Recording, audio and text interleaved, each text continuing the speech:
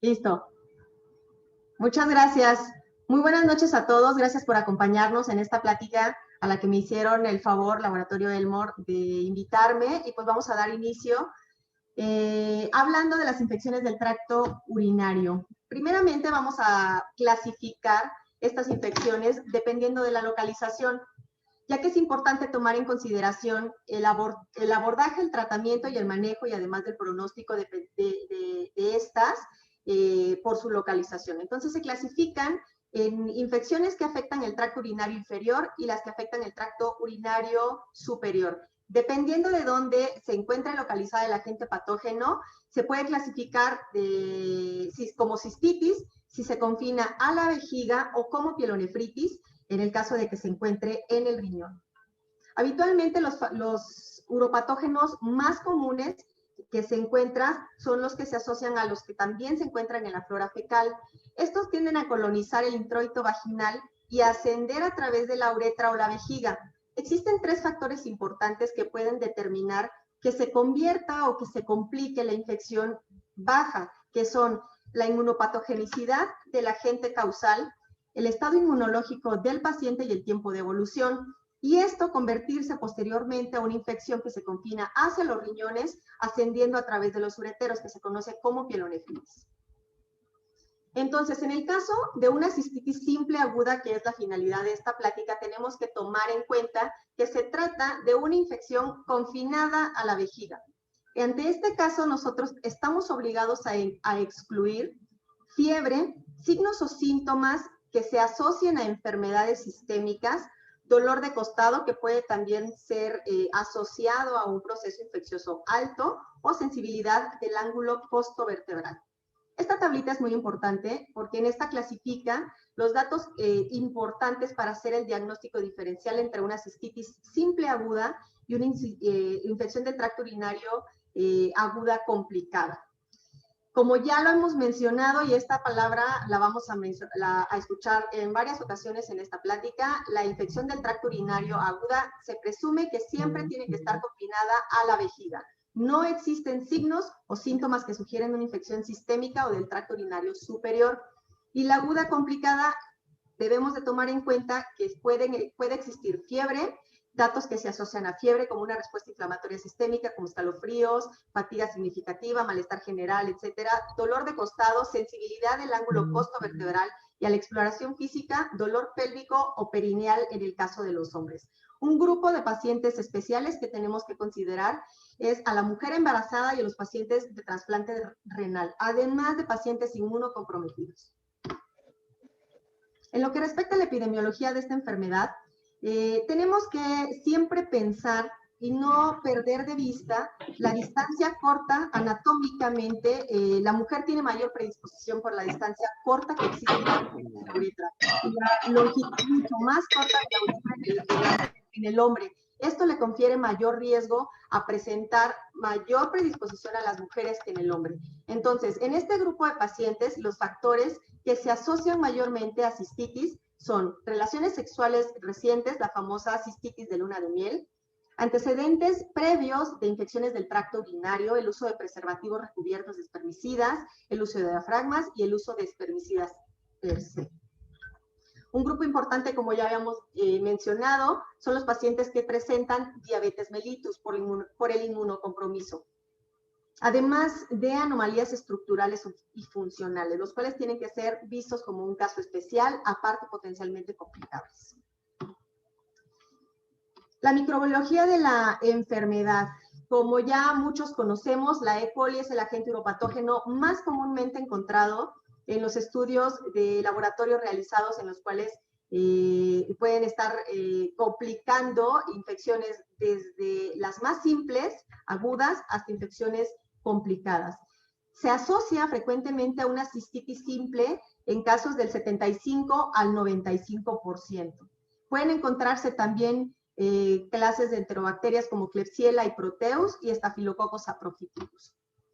En el caso específico de que se realice un estudio de la orina del chorro medio, la presencia de lactobacilos, enterococos, streptococos, estafilococos, coagulasa negativos diferentes al Staph, debemos de considerar que se trata de una contaminación de la muestra. Sin embargo, es importante que cada uno de ellos pueden ser considerados como probable agente causal en las mujeres que presentan sintomatología cuando se encuentran recuentos altos o un crecimiento puro. En lo que respecta a las tendencias de resistencia a esta bacteria, debemos de tomar en cuenta también factores de riesgo de infecciones del tracto urinario en bacterias gram negativas, tomando en consideración un aislado de esta en orina de gram negativos multiresistentes, el antecedente de que la paciente haya estado hospitalizada en algún centro de atención médica, el uso de antibióticos como quinolonas, sulfas betalactámicos de amplio espectro y el antecedente de que la paciente haya viajado a alguna otra parte del mundo con altas tasas con organismos con altas tasas de resistencia. Dentro de los dos principales, dada esta tasa de resistencia ya reportada, los principales fármacos utilizados por el mecanismo de acción que más adelante vamos a mencionar, tanto la nitrofurantoína como la fosfomicina se han colocado como los agentes de primera línea y apropiados para el tratamiento de cistitis simple aguda, cuando al evaluar a nuestra paciente nosotros encontramos riesgos claros de factores de resistencia. Continuando con este tema, se pueden encontrar los principales fármacos que nosotros utilizamos en nuestra práctica clínica con tasas menores al 10% de resistencia, como son cefalosporinas orales de primera y segunda generación, la asociación de amoxicilina con ácido clavulánico y las quinolonas. Ojo aquí, porque un medicamento que con mucha frecuencia utilizamos es el ciprofloxacino. Y el uso indiscriminado y repetido de ciprofloxacino sin integrar un diagnóstico adecuado ha llevado a un aumento de las tasas de resistencia del 3 hasta el 17%. Podemos ver que esa es una tasa bastante considerable y que con el paso del tiempo puede llegar incluso a descartar o a dejarlo como un medicamento de menor elección. La clínica de las pacientes que se presentan con nosotros habitualmente tiende a ser como muy específica. Generalmente presentan disuria, frecuencia urinaria, urgencia y dolor suprapúbico. En pacientes que presentan hematuria, dependiendo del grado de hematuria, si esta es franca, tendríamos que evaluar la presencia de una infección complicada. De lo contrario, puede llegar a asociarse también a una infección del tracto urinario inferior. Un grupo importante que también tenemos que evaluar con mayor acuciosidad es las mujeres mayores, porque recordemos que las pacientes posmenopáusicas tienden a tener cambios en el tracto genital. Existe algo que se llama síndrome genitourinario. Este se presenta debido a la depresión estrogénica que ocurre habitualmente entre los primeros 5 a 6 años posteriores a la menopausia. Entonces, este síndrome tiende a causar síntomas urinarios inespecíficos. Entonces, las mujeres que nos llegan con síntomas urinarios específicos tienen que ser, este grupo de mujeres evaluadas de forma muy especial, descartando cambios a nivel genitourinario. El diagnóstico diferencial aquí es muy importante porque podemos correr el riesgo o incurrir en el error de iniciar tratamiento, no una, y estoy más que segura que a muchos nos ha pasado, pacientes que de forma recurrente llegan con síntomas urinarios, le iniciamos un tratamiento, le iniciamos otro tratamiento y le ponemos la farmacia encima y finalmente la paciente no tiene ningún proceso infeccioso demostrable. Otro grupo de pacientes especial son pacientes debilitados. Este grupo es importante porque si nosotros tenemos, sobre todo a los pacientes de la tercera edad, pacientes que tienen caídas, cambios en el estado funcional, observamos cambios en el estado mental, podría llegar a atribuirse como causa la concomitancia de una infección de vías urinarias. Sin embargo, no son datos específicos que nos hagan pensar o que nos lleven directamente a ese diagnóstico, es decir, no son predictores confiables de que se trate o de que estemos ante una bacteriuria o cistitis, pero debemos llegar a considerar que todos estos, que estos tres factores pueden llegarse a relacionar. ¿De acuerdo? Muy bien. Entonces, cuando nosotros estamos con un cuadro con fiebre, escalofríos, signos de enfermedad sistémica que no son compatibles con el diagnóstico clásico de una cistitis, tenemos que pensar siempre en una infección de vías urinarias alta o complicada. Y el abordaje evidentemente tiende a ser diferente porque puede llegar una paciente muy complicada que incluso necesite manejo con medicamentos, con fármacos parenterales, hidratación y manejo hospitalario. Entonces, habíamos mencionado ya los 4 síntomas principales que no debemos de perder de vista, que son síntomas agudos y clásicos de una cistitis simple aguda. Si además de estos 4 datos clínicos tomamos en cuenta que más de 50% de las mujeres los presentan, la probabilidad del diagnóstico de cistitis va a llegar a ser de esta cifra. Pero si además tomamos en consideración que realizar una buena historia clínica, los antecedentes, la menopausia en la mujer, el descartar el síndrome genitourinario, el descartar infecciones vaginales, y la sintomatología con disuria y frecuencia nos puede llevar a una probabilidad de diagnóstico de cistitis mayor al 90%. Por lo que el examen físico, entonces, además de la historia clínica, es bastante importante y vamos a empezar con los signos vitales. Tenemos que descartar, habíamos dicho, la presencia de fiebre. Realizamos una exploración abdominal en búsqueda de puntos dolorosos clásicos. Descartamos la presencia del signo de Giordano a través de la puñopercusión, clásico cuando el paciente refiere dolor a la palpación en el ángulo costovertebral. Y al realizar un examen pélvico en las mujeres, tenemos que descartar algún otro síntoma asociado a procesos genitales, vaginitis o uretritis. Entonces, 4 casos importantes que hay que también, en los que hay que también enfocarnos. Mujeres que no tienen una clínica tan clara que sugiera cistitis franca. En mujeres que tienen urgencia urinaria nueva o que tiende a empeorar con el tiempo, o en pacientes que debuten con incontinencia o hematuria franca. En estas pacientes es importante realizar un examen de orina. Y pensar que siempre que no tengamos piuria en el análisis, se sugiere un diagnóstico totalmente diferente a la cistitis. Ahora bien, en lo que respecta a las pruebas de orina y las pruebas de susceptibilidad. Si una mujer nos llega con un cuadro clásico de una infección de vías urinarias de una cistitis aguda, no es necesario realizar un cultivo de orina con una prueba de susceptibilidad para iniciar el tratamiento, siempre y cuando el cuadro se encuentre franco. ¿Cuándo se recomienda entonces realizar un cultivo de orina? En casos de riesgo de infección por un organismo resistente que ya esté documentado, en pacientes que tengan anomalías urológicas subyacentes que también ya estén demostradas o que se tengan que estudiar o que nos hagan sospechar hacia este cuadro, en pacientes inmunocomprometidos y además del inmunocompromiso en los pacientes diabéticos mal controlados independientemente de otros factores de resistencia. Este es un grupo de pacientes bastante especial que tiene que estudiarse para evitar complicaciones. ¿Qué vamos a buscar nosotros en el análisis de orina? El estudio microscópico nos hace evaluar la presencia de piuria, que es positiva cuando encontramos más de 10 leucocitos por microlitro, hematuria, que es común en el contexto de una infección del tracto urinario, pero no en uretritis o vaginitis. Si nosotros encontramos glóbulos blancos, cilindros de glóbulos blancos, vamos a pensar más en una infección o en un proceso relacionado al tracto urinario superior más que en una cistitis simples.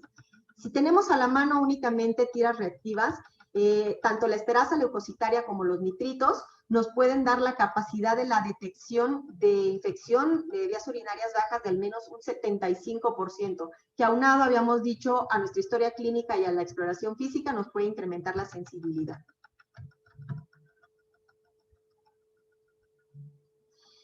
Existe el uso indiscriminado de antibióticos y los malos diagnósticos, una creciente prevalencia de la resistencia antimicrobiana entre la mayoría de los uropatógenos más comunes, por lo que la obtención del urocultivo antes de iniciar el tratamiento se recomienda, como habíamos comentado previamente, en pacientes que tienen factores de riesgo de resistencia que nosotros vamos a detectar desde que hacemos el interrogatorio y paciente con riesgo de infección más grave. Entonces, en lo que respecta a la cuantificación de E. coli, la sensibilidad de la detección a través de un cultivo se detecta a partir de la presencia de 10 a la 3 unidades formadoras de colonia por mililitro. Este resultado mejora la especificidad en este estudio. No se debe considerar como contaminante la presencia de E. coli si esta crece en flora mixta, dado el origen. Casi cualquier crecimiento de esta bacteria en paciente sintomática tiende a darnos una infección, el diagnóstico de infección del tracto urinario inferior. Ahora bien, el tratamiento depende principalmente de la elección, sobre todo cuando es empírica, de la tablita que les presenté al inicio en nuestra clasificación de cistitis simple aguda y la clasificación de una complicada, ya que, como habíamos comentado, el tratamiento es mucho más complejo en una paciente con una cistitis complicada, dado los riesgos que este implica. Entonces, una paciente a la que ya clasificamos como cistitis no complicada, con bajo riesgo de resistencia, tenemos 3 alternativas de tratamiento empírico, que son la nitrofurantoína, el trimethoprim con sulfametoxazol y fosfomicina. Cada uno de los antibióticos tiene diferentes mecanismos de acción. Muchos de ellos actúan directamente sobre la pared celular. Existen grupos de medicamentos que actúan inhibiendo la síntesis de proteínas, los que inhiben la elongación de las cadenas de ADN, que actúan a nivel del ARN mensajero, y recordando que un organelo muy importante en la síntesis de proteínas y en la supervivencia de cualquier célula es el ribosoma, que está compuesto de 2 subunidades, la 30 y la 50S. Es un blanco específico para muchos de los antibióticos, dentro de ellos la nitrofurantoína, que es dentro de los de primera elección, y el mecanismo que tiene, ya que es un profármaco que las mismas bacterias activan mediante flavoproteínas como nitrofurano reductasa, que reducen la molécula para obtener sustancias intermedias que alteran ribosomas, estos ribosomas, y otras macromoléculas bacterianas, da como resultado que el fármaco lleve a diferentes rutas enzimáticas en su mecanismo de acción, dentro de las que consideramos una alteración en la respiración celular, alteración en el metabolismo glucídico y en la síntesis de proteínas, de ADN, de ARN y de la pared bacteriana. Toda esta acción simultánea que tiene la nitrofurantoína, más bien los fármacos que se forman, favorece que exista dificultad en las bacterias para desarrollar resistencia. Por eso la bondad y la mayor elección de esta y la mayor eficacia reportada. La nitrofurantoína se absorbe adecuadamente en el intestino delgado proximal de forma rápida, de manera completa. No alcanza concentraciones plasmáticas elevadas por su rápida eliminación. Tiene una vida media plasmática aproximadamente desde los 20 minutos a 1 hora y se logra concentraciones terapéuticamente activas en el tracto urinario inferior. Esto también depende del pH de la orina. Hay que también mencionar que la absorción mejora con la ingesta con los alimentos de hasta un 40% más.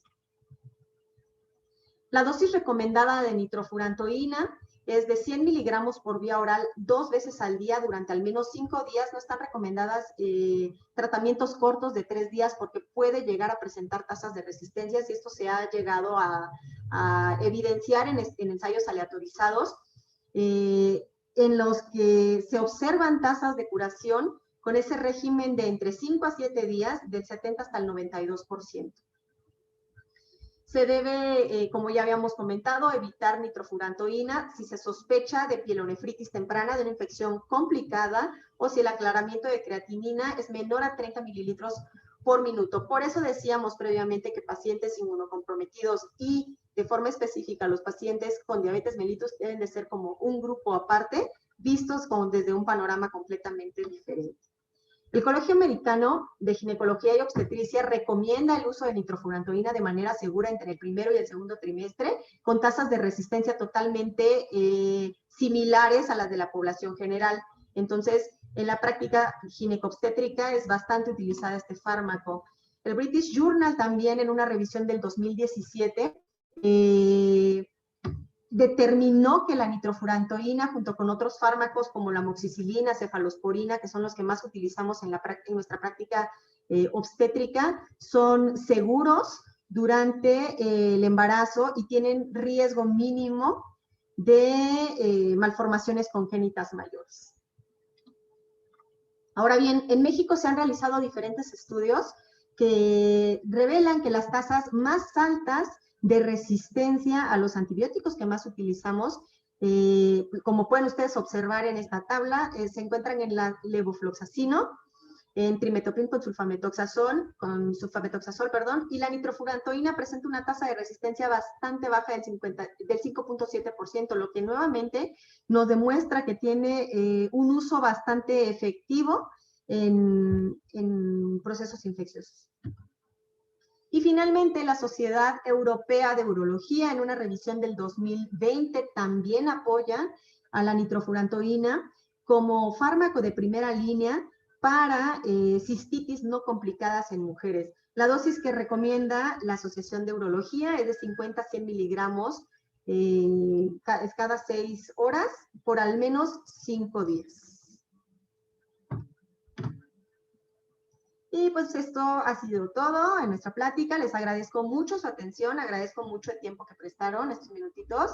Les mando un saludo a todos, que tengan muy bonita noche.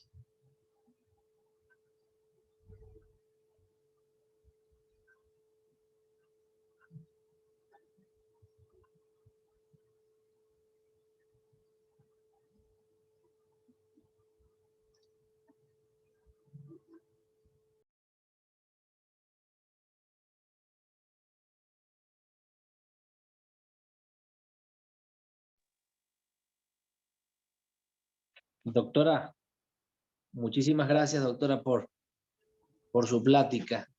Al contrario, muchas gracias. Gracias, doctora. Muchísimas gracias de igual forma a todos los asistentes, doctores o doctoras que quieran participar, pues con gusto pueden preguntar dudas, inquietudes, con gusto pueden activar sus micrófonos o participar de igual forma por el chat y la doctora Yasmín también los apoya.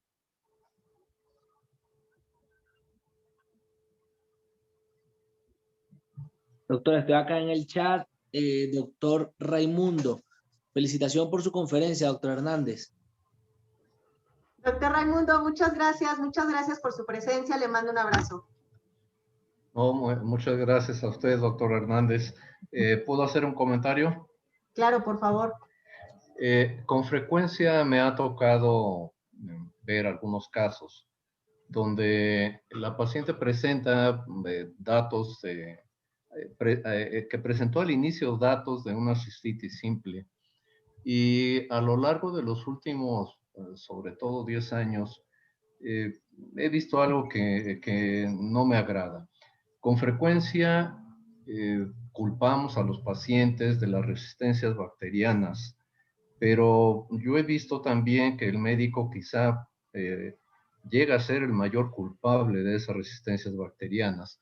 Porque, por ejemplo, en un caso como el que comento, me ha tocado ver prescripciones, por ejemplo, de ceftriaxona, una aplicación al día, como debe ser, pero por 2 o 3 ocasiones nada más.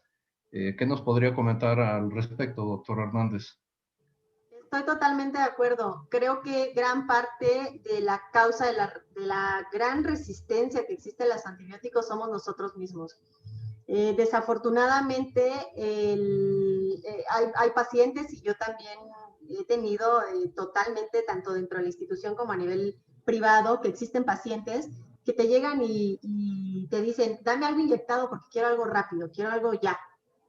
A nivel institucional es difícil que nosotros cedamos ante el capricho de un paciente, pero de forma privada y sobre todo en caso de médicos que se encuentran en primer contacto o en centros de primer nivel de atención, es muy frecuente que se inicie tratamiento sin tomar en cuenta que tenemos una primera línea. De hecho, esta es la finalidad de esta charla, de tomar, de tener conocimiento que existen muchos tratamientos. Obviamente ninguno de ellos va a ser efectivo dentro de la primera dosis de aplicación, pero la efectividad es bastante buena y no debemos irnos a la ceftriaxona.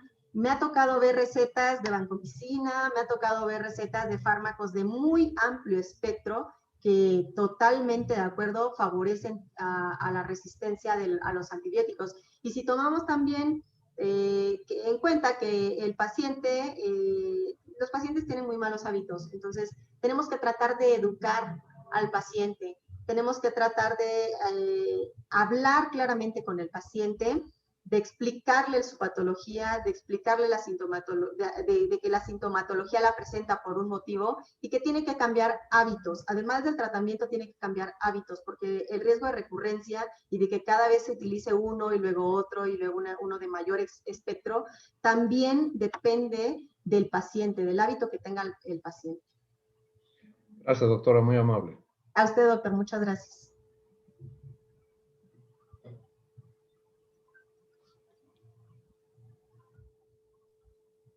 Doctor, acá el chat de igual forma del doctor Hernández Santillán. Felicidades, doctora. Muchas gracias.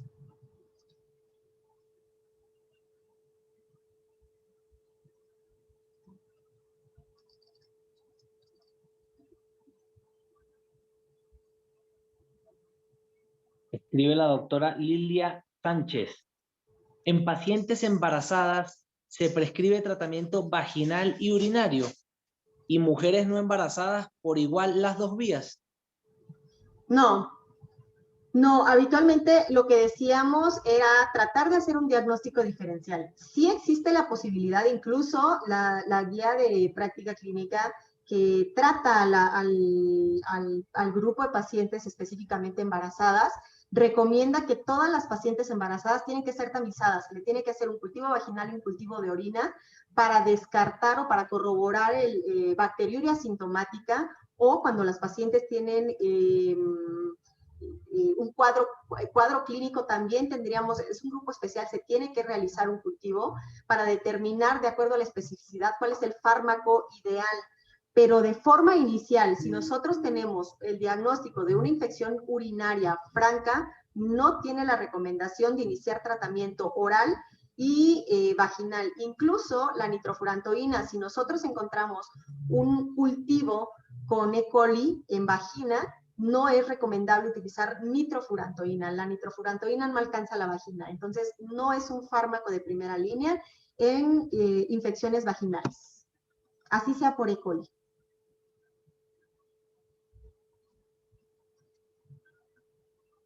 Ok, doctora, de igual forma acá al chat pregunta el doctor Agustín. Doctora, buenas noches. Al usar nitrofurantoína, ¿qué marca de patente usa o sugiere usted? Ya que muchas veces los pacientes se van por las genéricas de las farmacias. Bueno, depende obviamente, la efectividad de un fármaco de un laboratorio reconocido, de patente, tiende a ser mucho mejor que un fármaco que te compras en un genérico. Entonces, Irsilus es una muy buena alternativa, pero independientemente de eso, tenemos que buscar el apego al tratamiento.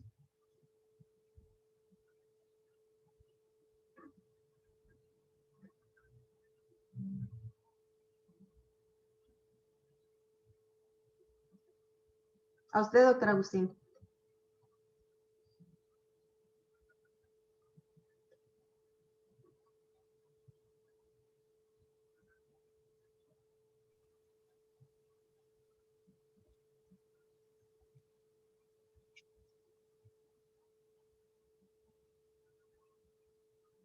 Doctora, le leo acá en el chat, doctor Alejandro Gaspar. Felicidades, doctora, excelente plática y actualización. ¿Existe alguna indicación para manejo profiláctico en pacientes con IBUS recurrentes? Sí, la nitrofurantoína también está recomendada a dosis de 100, pero al día, 100 miligramos al día. Esa es la dosis, el manejo que se le debe de dar de manera profiláctica, tanto a pacientes que tienen infecciones de vías recurrentes, a pacientes que están cateterizados, o a pacientes con o alguna predisposición para alguna infección recurrente o complicada.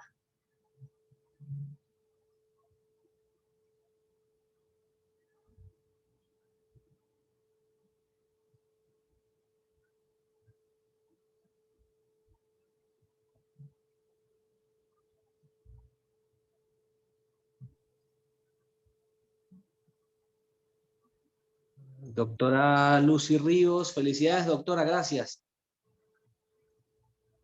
Gracias, doctora. Doctora Alejandro Gaspar pregunta, ¿y por cuánto tiempo se mantiene el tratamiento? ¿Sería necesario hacer estudio de vías urinarias?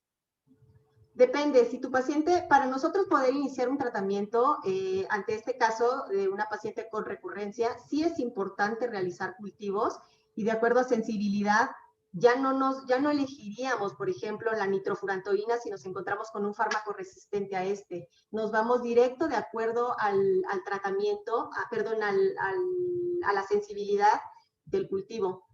Recomendable entre 3 y 6 meses.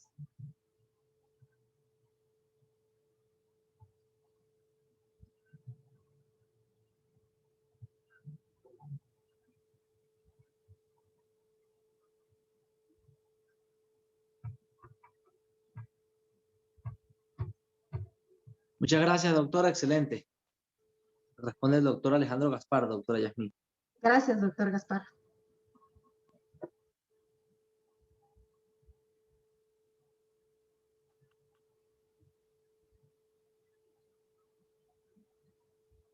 Si hay adicionalmente algunas preguntas o algo, o quieren participar del chat, pues con todo gusto. Si no, doctora, de igual forma, nuevamente reiterar las gracias, doctora Hernández, por su tiempo y a todos los doctores asistentes también por su tiempo y por haber participado el día de hoy, haberse tomado el tiempo hoy viernes a las 8 de la noche en escuchar también la plática acá, un día de lluvia también aquí en la Ciudad de México. Les agradecemos estar acá presentes de parte del Laboratorio Elmore. Si no hay más dudas, pues con todo gusto cerraría la plática del día de hoy. Doctor Hernández. Muchas gracias. Bonita noche a todos y gracias por su tiempo. Gracias, que estén bien. Buenas noches.